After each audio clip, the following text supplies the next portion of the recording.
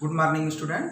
Today is my 7th lecture आप class 11। Topic आपके sequence and series यानी अनुक्रम तथा श्रेणी।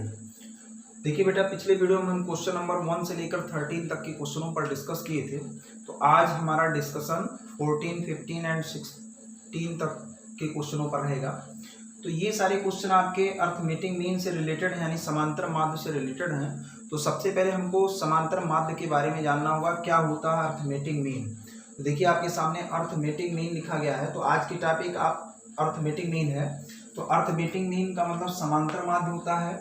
समांतर माध्य क्या है? Given two numbers small a and small b we can insert a number capital A between them so that, इस प्रकार एडजस्ट किया गया है कैपिटल ए कि कैपिटल ए इन दोनों के बीच में, यानी A comma capital A comma small B in an A P, और ये तीनों नंबर इन ए पी में हो, देन तब हम इस कैपिटल ए को, यानी such that A number capital A is called arithmetic mean, यानी इसको हम शॉर्टकट में ए डॉट एम डॉट यानी ए एम भी कहते हैं, of the numbers a and b. अर्थात जैसे मानिए दो नंबर आपके पास है a and b, a and b मानिए आपके पास 2 नंबर है। तो इन दोनों नंबरों के बीच में मानिए कोई एक कैपिटल ए इस तरीके से एडजस्ट कर दिया जाए कि ये तीनों नंबर इन एपी में हो जाए बेटा। एपी का मतलब समांतर श्रेणी में हो जाए, तब इस ए को हम क्या कहेंगे? अर्थमेटिक मीन, जिसको हम क्या कहते हैं? समांतर माध्य। अच्छा तो बताइए बेटा, अगर ये एपी में है तो हर जगह सार्वंतर क्या होना चाहिए? हर जगह सार्वंतर क्या होना चाहिए? बराबर। सार्वंतर का मतलब क्या? Common difference.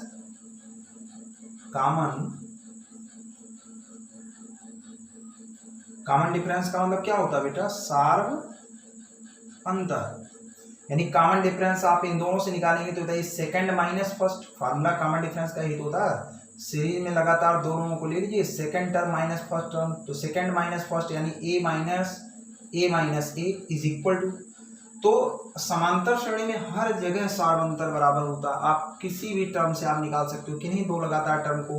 तो चलिए आइए हम अगले नेक्स्ट 2 टर्म से निकालते हैं। बताइए इन दोनों में से अगर सार्वंतर निकाला जाए तो बताइए इन दोनों में सेकंड ये हुआ, फर्स्ट ये हुआ, तो second minus first that is आपका बी माइनस ए। और हर जगह कॉमन डिफरेंस क्या होना चाहिए? सेम होना चाहिए। समांतर श्रेणी की कंडीशन होती है। अब बताइए हमको क्या निकालना? हमको कैपिटल ए दैट इज, यही तो आपका अर्थमेटिक मीन है। तो कैपिटल ए को एक तरफ करिए, इसको इधर लेके आएंगे तो ए प्लस ए, क्योंकि माइनस इधर आएगा प्लस, ये माइनस उधर जाएगा प्लस, ये आपका ए प्लस बी, ये आपका 2a is equal to a plus b. इसका मतलब a is equal to a plus b dividing by 2। तो आज से आप लोग इसको फार्मूले के तौर पर याद रखेंगे। क्या याद रखेंगे? कि दो संख्याओं के बीच का समांतर माध्य उन दोनों संख्याओं का योगफल और बटे क्या होता है बेटा? 2 के इक्वल होता है। चलिए एक छोटा सा एग्जांपल मैं आपके सामने लिख रहा हूँ। कोई कह दे कि 2 एंड 6 के बीच का आप एम फाइंड करिए। इसके बीच का आप एम का मतलब क्या? यानी अर्थमेटिक मीन, जिसको हम कहते हैं समांतर माध्य। तो यहाँ लिखेंगे 2 तथा 6 के बीच का क्या? समांतर माध्य इज इक्वल टू, बताइए इन दोनों संख्याओं का क्या? योग, यानी 2 + 6 और बटे कितना बेटा? फार्मूला 2 है, तो आपका 8/2 दैट इज कितना? रिजल्ट 4। ओके बेटा, तो समांतर माध्य के बारे में आपको समझ में आया होगा। यानी दो संख्याओं के बीच का समांतर माध्य उन दोनों संख्याओं का योगफल बटे 2 होता है। यानी 2 and 6 यानी arithmetic mean between 2 and 6 is equal to 2 + 6 dividing by 2। Okay बेटा, तो इस तरीके से तो ये तो दो नंबरों के बीच का अर्थमेटिक मीन हो गया। बाकी अब इसके जस्ट बाद हम दो नंबरों के बीच एन नंबर को अगर हम एडजस्ट करते हैं तो एन अर्थमेटिक मीन के बारे में हम डिस्कस करेंगे। चलिए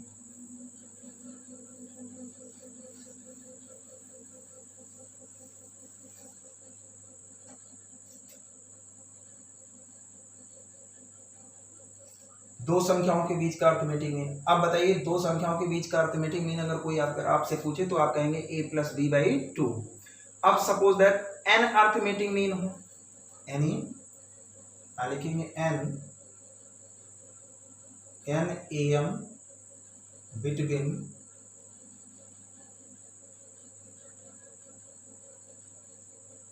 given 2 numbers a and b. तो इसका मतलब ए एंड बी के बीच में कितना बेटा, कह रहे हैं कि n अर्थमेटिक मीन। तो n अर्थमेटिक मीन का मतलब, अर्थमेटिक मीन को अगर आप कैपिटल ए से डिफाइन करते हो तो फर्स्ट अर्थमेटिक मीन को a1, सेकंड को a2, थर्ड को ये आपका a3 एंड सो ऑन, और nवें को आप an से डिफाइन कर सकते हो। तो इन दोनों a और b के बीच में अगर हम इन सारे नंबरों को एडजस्ट करेंगे तो ये किस में होगा बेटा, इन AP में, क्योंकि अर्थमेटिक मीन की डिफिनीशन है। तो ये आपका इन AP में हो गया।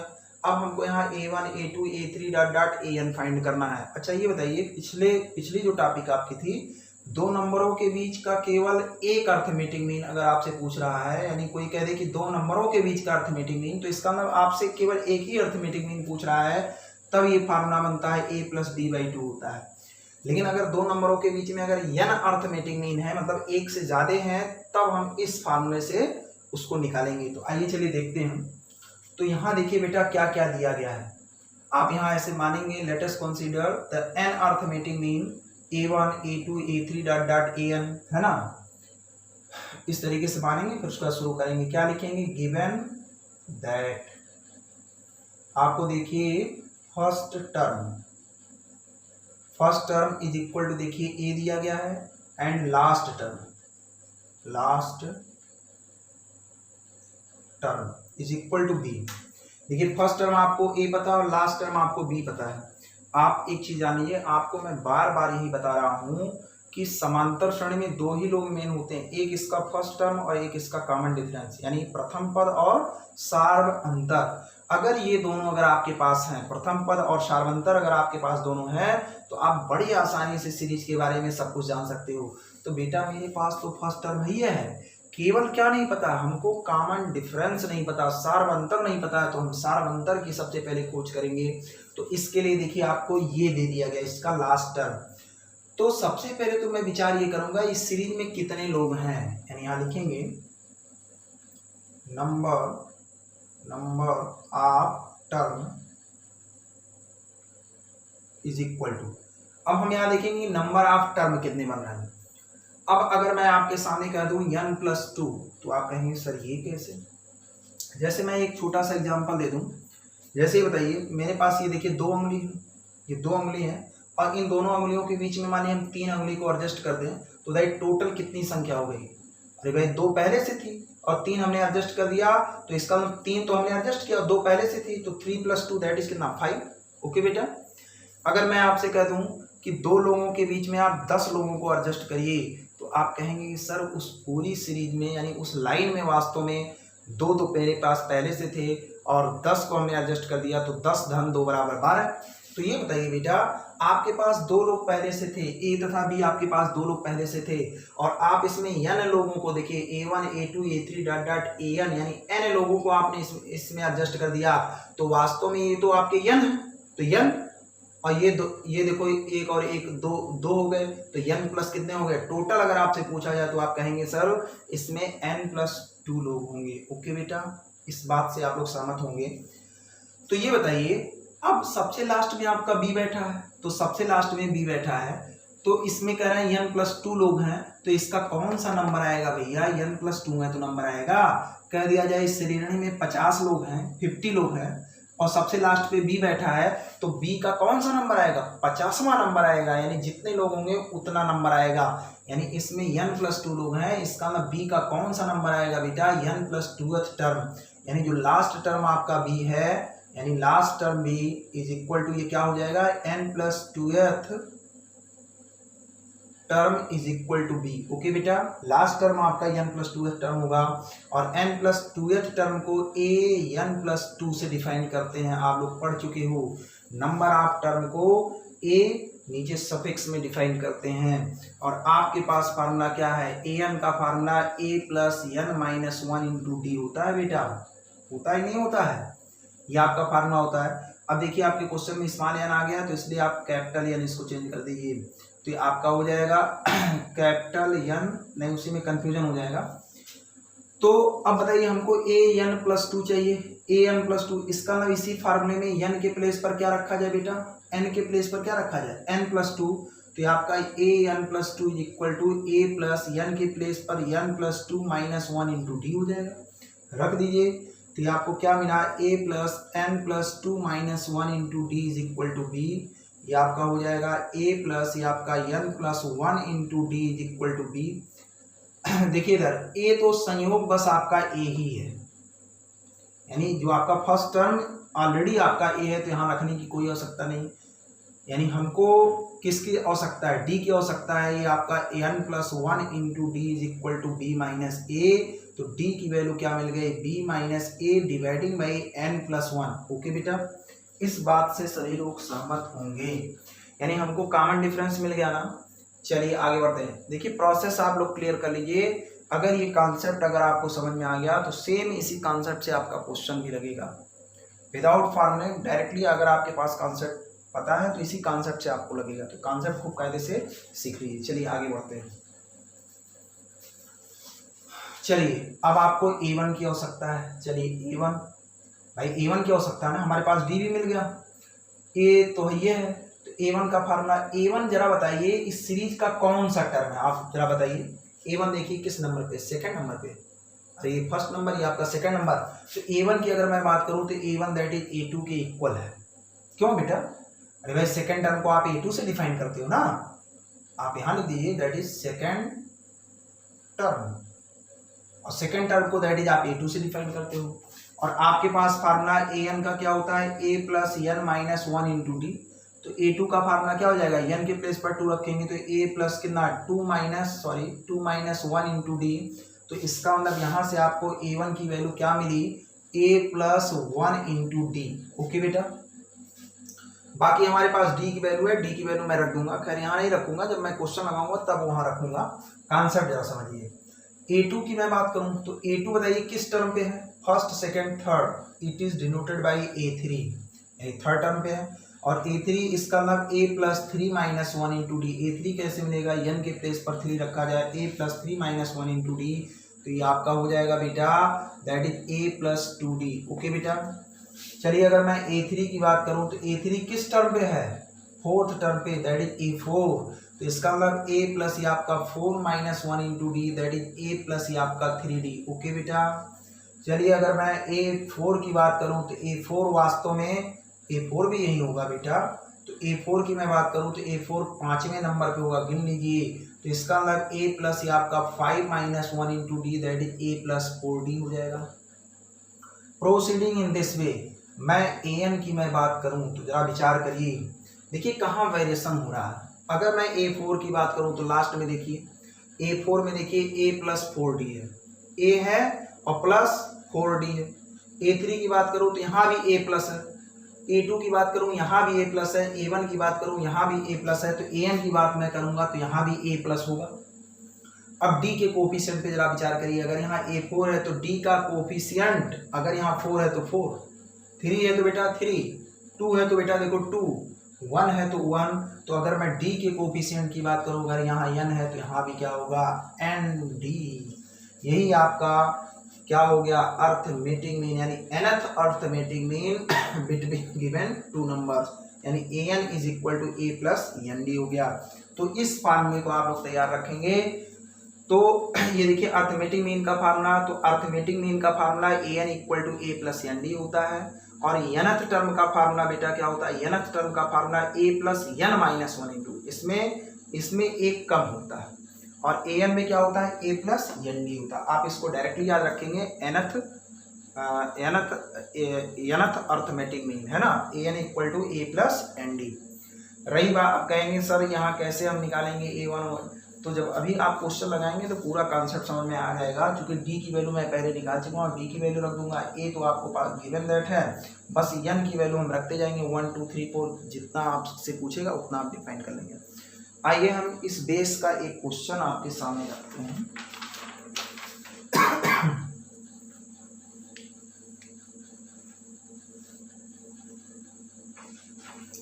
देखिए क्वेश्चन नंबर 14 सेम यही क्वेश्चन है, समझ में आएगा। कह रहे हैं insert 5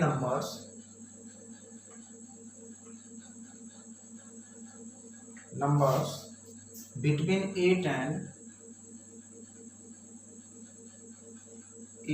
and 26 26 such that resulting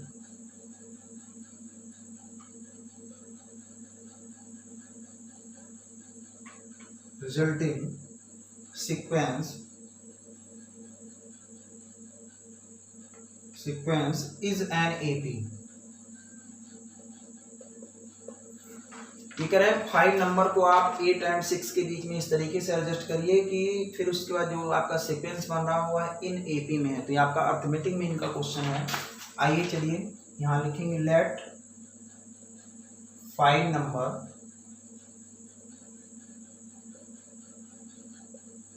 चलिए कैपिटल A1 A2 A3 चलिए A4 एंड कितना A5 है ना, गिवन बिटवीन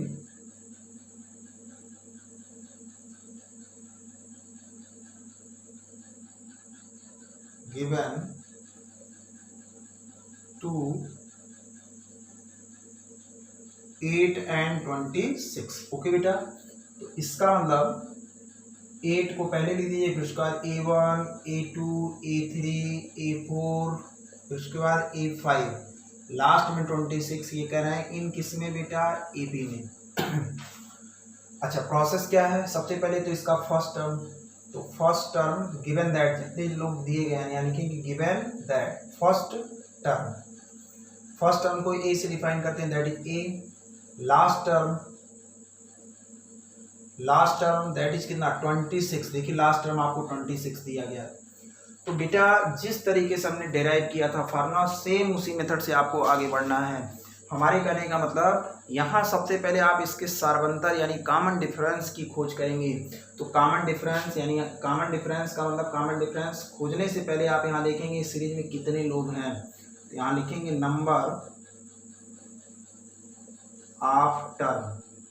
चलिए इसको कैपिटल एन से डिफाइन कर दिया जाए। तो ये बताइए 5 लोगों को आप 8 और 26 के बीच में 5 लोगों को एडजस्ट किए, तो बताइए टोटल नंबर कितना हो जाएगा, 5 + 2 दैट इज कितना 7। अरे भाई 5 लोग को आपने एडजस्ट किया, बाकी 2 लोग पहले से थे, तो 5 2 7 लोग नहीं हो गए। तो इसका मतलब इस टर्म में यानी इस सीरीज में इस सीक्वेंस में आपके वास्तव में 7 लोग हो गए। अब 7 लोग हो गए तो इसका मतलब 26 का कौन सा नंबर आएगा बेटा, 7वां नंबर आएगा ना। तो इसका मतलब that is 7th term is equal to 26। और 7th टर्म को किससे डिफाइन करते हैं, दैट इज A7 26।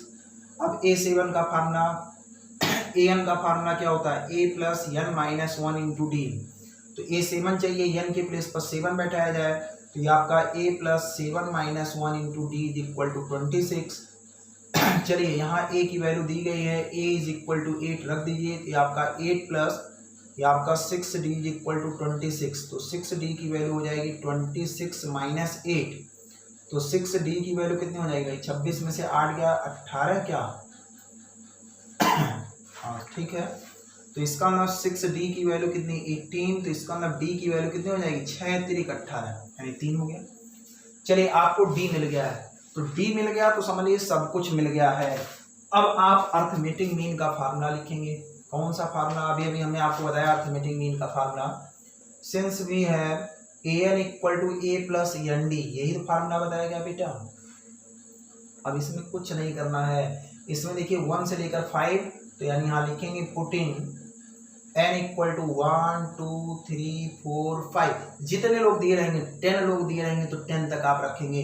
तो बताइए N = 1 रखेंगे, इसको कोई इक्वेशन दे दीजिए इन इक्वेशन नंबर फर्स्ट। तो n = 1, तो आपका A1 = A + कितना 1 × D। और देखो बेटा A तो आपके पास पहले से है, दैट इज 8। 1 × D की वैल्यू अभी आप निकाले हो, तो 8 3 कितना हो गया बेटा 11, यानी first arithmetic mean that is कितना हो गया 11। चलिए n = 2 रखा जाए, तो आपका A2 = A + n के प्लेस पर 2, ये आपका 2D, A means that is 8, आपका 2 × D मीन्स 3। तो ये आपका 8 × 2 = 6, 8 6 कितना 14 हो गया। ओके बेटा, चलिए आगे बढ़िए। n = 3 रखा जाए, तो आपका A3, तो आपका A + कितना, ये आपका 3D, तो A मीन्स 8 + 3 × D मीन्स 3, तो 8 + 9 8 9 17 होता है। चलिए n = 4 रखा जाए, तो आपका A4 = A + कितना ये आपका 4d हो जाएगा। ये आपका a की वैल्यू 8, 4 इंटू डी की वैल्यू 3, तो ये आपका 8 प्लस 12 इक्वल टू कितना, ये आपका 20 हो गया। 12 8 20 होता है ना। चलिए n इक्वल टू 5, तो इसका मतलब a 5 की वैल्यू a प्लस 5d, तो आपका 8 प्लस 5 इंटू 3, तो 8 धन 5 3 15 बराबर 23। तो बताइए वो आपके 5 नंबर क्या हो गए, यानी 8 एंड 26 के बीच के 5 नंबर आपके 11, 14, 17, 20 एंड 23 हो गए। वैसे आपको क्वेश्चन का कॉन्सेप्ट समझ में आया होगा, क्वेश्चन भी समझ में आया होगा। तो चलिए आगे बढ़ते हैं। एक क्वेश्चन आपका वेरी इंपॉर्टेंट है, क्वेश्चन नंबर 15। क्वेश्चन नंबर 15 तो वेरी इंपॉर्टेंट है, कायदे से देखिएगा।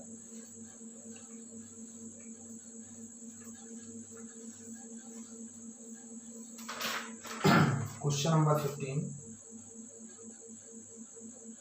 कह रहे हैं इफ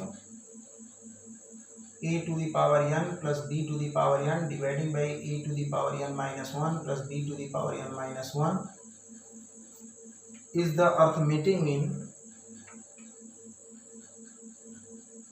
am between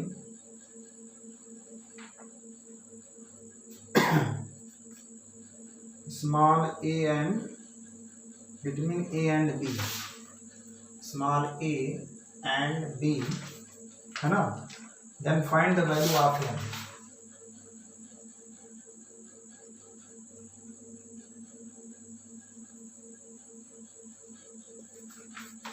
देखिए बेटा ये क्वेश्चन वेरी इंपॉर्टेंट है, क्योंकि इस टाइप का क्वेश्चन आपको ज्योमेट्रिकल प्रोग्रेशन में मिलेगा, यानी गुणोत्तर श्रेणी में। तो इसको आपको कायदे से देखिए, ये देखिए गुणोत्तर श्रेणी में इस टाइप का क्वेश्चन मिलने वाला है, और वैसे हर्मिशियन प्रोग्रेशन यानी घातात्मक श्रेणी में भी ये क्वेश्चन है इस टाइप का। तो ये वेरी इंपॉर्टेंट क्वेश्चन है। तो आज ही इसी क्वेश्चन के माध्यम से उन दोनों क्वेश्चनों का कॉन्सेप्ट भी आज क्लियर कर लीजिए। चलिए देखते हैं। देखिए आपको दिया गया है ये जो नंबर है, ये कह रहे हैं इज द अर्थमेटिक मीन, मतलब यह समांतर माध्य है ए एंड बी का। मतलब ए और बी का ये समांतर माध्य है। यहाँ लिखेंगे given that arithmetic mean between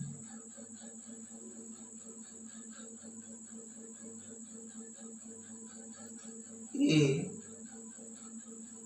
and b is equal to, that is a power n plus b power n dividing by a power n minus 1 plus b power n minus 1। तो इसका मतलब a तथा b के बीच का arithmetic mean इतना। अच्छा आप क्या जानते हो दो नंबरों के बीच का अर्थमेटिक मीन? आपको तो बताया गया दो नंबरों के बीच का अर्थमेटिक मीन उन दोनों का योग बटे कितना, दो, यानी इन दोनों का अर्थमेटिक मीन इतना होता, और ये इतना दिया गया है a power n plus b power dividing by a power n minus 1 plus b to the power n minus 1। Okay बेटा, अब हम इसी को सिंप्लीफाई करते हुए n की वैल्यू फाइंड करेंगे।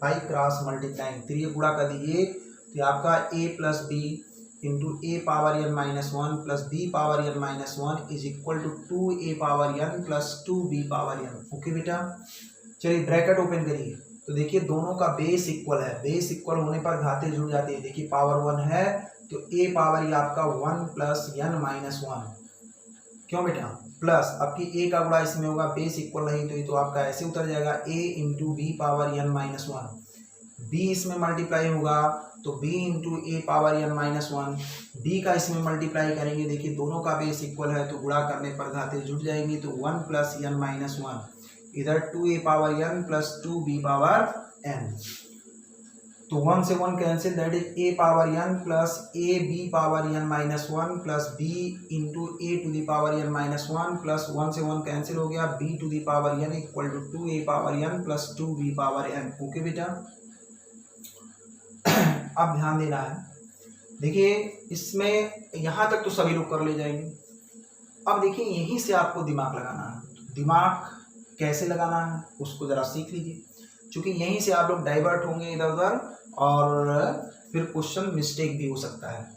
आइए दिमाग ये लगाते हैं बेटा, आप अपने दिमाग में ये रखिए कि a के हाईएस्ट पावर को एक तरफ और b के हाईएस्ट पावर को एक तरफ, यानी a के हाईएस्ट पावर को एक तरफ कर दीजिए और b के हाईएस्ट यानी a की उच्चतम घात को एक तरफ और b की उच्चतम घात को एक तरफ, हमारे कहने मतलब ग्रुपिंग कर दीजिए। तो ये बताओ बेटा, ये देखो a की उच्चतम घात है, हाँ बिल्कुल है, a to the power n। अब बताओ ये जो वाला जो टर्म है ये a की उच्चतम घात 1 है और b की घात n-1, तो b की घात n में से केवल एक कम है और ये कहाँ एक है, तो जाहिर सी बात है ये b की उच्चतम घात है। ये जो वाला जो टर्म है देखिए b का उच्चतम घात है, तो यानी a की उच्चतम घात को लेफ्ट हैंड साइड में और b की उच्चतम घात को इधर, यानी इसको हमको उधर लेके जाना है। चलिए इन दोनों में बताइए, ये देखिए ये आपकी b की एक घात है, a की घात देखिए ज्यादा, यानी इसको आपको यहीं रहने देना है, इसको आपको यहीं रहने देना है, इसको हमको उधर भेजना है।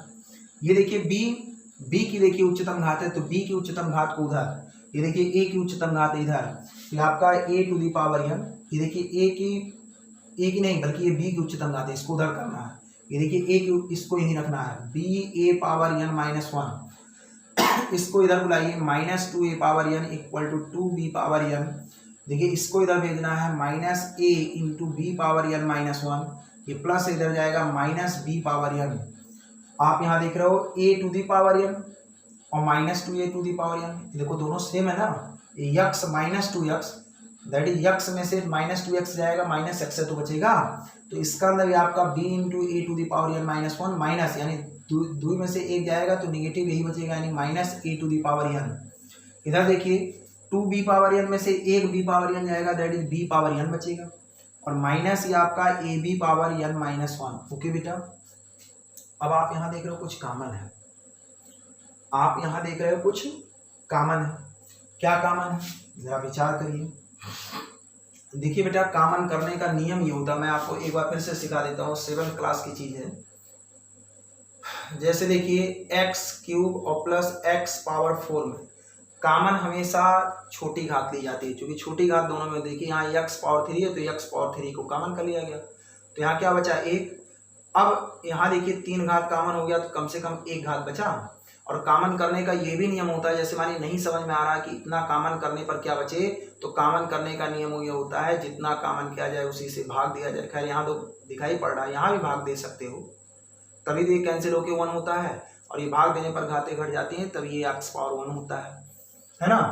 तो इधर देखिए अब यहाँ से देखिए, अब आपको डिसाइड ये करना है a पावर n-1 कॉमन किया जाए कि a पावर n कॉमन किया जाए, तो हमेशा छोटी घात को कॉमन किया जाए। ये देखिए n पूरा है और ये n में से एक कम है, तो जाहिर सी बात है यही घात आपकी छोटी है, तो इसका मतलब a पावर n-1 बाहर कर लिया जाए। तो यहाँ बचा कितना भैया b माइनस, अब यहाँ समझ में आ ही नहीं रहा कितना लिखा जाए, तो इसके लिए आप एक में आप अपना एक काम कर लीजिए। देखिए अभी हमने कॉमन करना सिखाया, a पावर n में से आप क्या कॉमन कर लो बेटा, a पावर n-1, तो कॉमन करने पर भाग दिया जाता है ना, तो भाग देंगे तो ये क्या हो जाएगा, भाग देने पर घातें घट जाएंगी, तो ये -n +1 ये इससे cancel, that is a power 1। तो इसका अगर a पावर n-1 अगर इसमें से निकाला जाए तो क्या बचेगा a पावर 1। ऐसे इन दोनों में देखिए छोटी घात ये है तो b पावर n-1 बाहर कर लिया जाए, तो अभी जब आप इसमें भाग देंगे भैया b पावर n में b पावर n-1 से, तो क्या बचेगा b पावर 1, तो आपका b पावर 1 माइनस यहाँ क्या बचा a बचा। ओके बेटा, देखिए ये आपका b माइनस a, यह भी आपका b minus a, b minus a से b माइनस a क्या हो गया, कैंसिल आउट हो गया। बात समझ में सबको आ रही होगी, चलिए आगे बढ़ते हैं। तो क्या क्या बचा, a पावर n-1, ये आपका b पावर n-1, इतना समझ में आया होगा। चलिए आगे बढ़ते हैं। अब देखिए यहां से भी आपके दो रास्ते बनते हैं, यहां भी अगर आप दिमाग नहीं लगाएंगे तो डाइवर्ट हो जाएंगे, यानी गलत रास्ते पे आप चले जाएंगे। तो सही रास्ता क्या है, सबसे पहले गलत रास्ता देखिए क्या है, ये देखिए प्लस है, आप इसको इधर बुला लीजिए, ट्रांसफर कर लीजिए तो ये माइनस हो जाएगा। जैसे x बराबर y है तो इसको इधर ट्रांसफर करने के दो नियम है, या तो x माइनस वाई बराबर इधर 0 कर दिए प्लस है माइनस, और ये तो आपका फर्स्ट रूल है। और सेकंड रूल क्या है कि इंटू 1 मानते हुए x dividing by y equal to 1 कर दीजिए। तो ये देखिए जब आप इस रास्ते से चलेंगे वहां तो ये गलत रास्ते पे आप हो जाएंगे। सही रास्ता ये है, क्योंकि हमको n की वैल्यू फाइंड करनी है, तो n की वैल्यू फाइंड करने के लिए नंबर ऑफ टर्म एक बनाना पड़ेगा, न कि कई टर्म आपको बनाना पड़ेगा। तो नंबर ऑफ टर्म ये देखिए, अगर इस रास्ते पे आप गए, ये प्लस है इधर ट्रांसफर करेंगे माइनस, तो इसका नंबर ऑफ टर्म देखिए 2 बन जाएंगे। तो ये आपका रास्ता सही नहीं है, बल्कि इंटू 1 मानते हुए इसको इधर कर लिया, यानी नंबर ऑफ टर्म ये देखिए 1 हो गया है। नंबर ऑफ टर्म हमेशा 1 बनाने का प्रयास करिए इस क्वेश्चन में। क्यों? क्योंकि हमको n की वैल्यू फाइंड करनी है और n आपका पावर्स में बैठा है, और जब तक आप नंबर ऑफ टर्म 1 नहीं बनाएंगे तब तक ये संभव नहीं है। तब ऐसे सिचुएशन में आप इंटू 1 मारिए और डिवाइड कर दीजिए a to the power n minus 1 dividing by b to the power n minus 1 equal to 1। अब बताइए, देखिए दोनों का पावर इक्वल है तो इसको ऐसे भी लिखा जा सकता है a by b to the power n minus 1 equal to 1। इस बात से सभी लोग सहमत होंगे। ओके बेटा, अब जरा ध्यान दीजिए, देखिए भैया हमको n की वैल्यू फाइंड करनी है। अब n तो भैया तभी फाइंड हो सकता है, n की वैल्यू तभी निकल सकती है जब इधर बेस a बाई बी है, इधर भी बेस a बाई बी हो जाए। क्योंकि बेस इक्वल होने पर, आधार इक्वल होने पर तभी आप घातों की तुलना, तभी आप पावर्स का कंपेयर कर सकते हो। तो अब ऐसे सिचुएशन में आपको कुछ एक्स्ट्रा दिमाग लगाना पड़ेगा। आपको एक चीज बताया गया होगा, किसी भी नंबर पे 0 का पावर दैट इज 1 होता है, कोई भी नंबर, जैसे a to the power 0 that is 1, 5 to the power 0 that is कितना 1, कह दिया जाए x बटे y to the power 0 that is कितना 1, सब कुछ कहा जा सकता है। यानी किसी भी नंबर पे अगर 0 का पावर अगर है तो उसकी वैल्यू 1 के इक्वल मानी जा सकती है, मानी जाती है। तो ये बताइए, हमको 1 बनाना है और 1 का मतलब बेस कुछ भी रहे, पावर 0 लगा दी दैट इज 1। तो हम यही नकल कर लेंगे, क्योंकि जब तक बेसिक नहीं इक्वल होगा तब तक घातों की तुलना यानी पावर्स का कंपेयर नहीं। तो इसका बेस a बाई बी है तो कहें बेसवा a बाई बी रख दिया जाए। क्यों बेटा, बहुत लोगों के दिमाग में होगा कि सर कहें आप a पावर 0 नहीं किए, वो अभी तो 1 होता है। भैया जिससे हमारा काम बनेगा वही तो मैं काम करूंगा कि फालतू वाला काम करूंगा। भाई जब तक दोनों तरफ बेस इक्वल नहीं होगा तब तक पावर्स का आप कंपेयर कर ही नहीं सकते, तब तक आपको n की वैल्यू मिल ही नहीं सकती। तो अब ऐसे सिचुएशन नकल कर लो यहीं से, यानी अकल से नकल करो। a बाई बी इधर है तो इधर भी a बाई बी बना लो, और देखिए a by b to the power 0 क्या 1 नहीं होता है? अगर नहीं 1 होता तो नहीं लिखा जा सकता, होता है कि नहीं होता है? a by b to the power 0 that is 1 लिखा जा सकता है ना, तो लिखा जा सकता है। खट से आप यहाँ से देखिए दोनों तरफ बेस इक्वल कर चुके हो, खट से आप यहाँ कंपेयर करवा लीजिए, यानी यहाँ क्या लिखेंगे, comparing powers on both side. क्योंकि बेस इक्वल है तो ये आपका n minus 1 equal to 0 which implies that n equal to 1। Okay बेटा, क्योंकि ये देखिए पावर इतना है, ये आपका power 0, n minus 1 is equal to कितना 0, n की वैल्यू 1।